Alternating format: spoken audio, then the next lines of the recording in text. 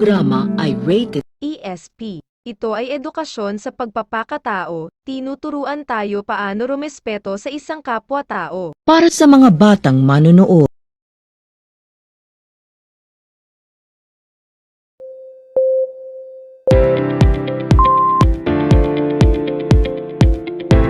Bago ibahagi ang isang post, tukuyin muna ang katotohanan ng impormasyon upang maiwasan ang pagkalat ng mga peke na balita.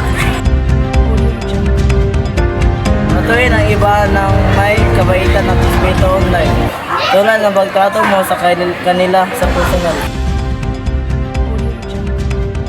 Iyong mga account online sa pamamagitan ng paggamit ng matibay at natatanging mga password. Huwag itag-ibahagi ang mga larawan ng iba nang walang panuntulan at respetuhin ang mga hangganan ng mga taong online. Tapat at tunay sa iyong mga interaksyon online at bukas tungkol sa iyong mga intensyon at mga kaugnayan. Kita mo ang naranasan mo ang online harassment, i-report ito sa platform o mga otoridad.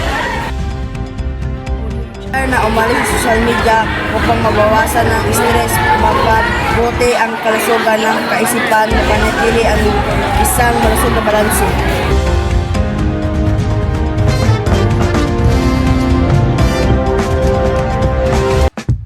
Thank you for watching.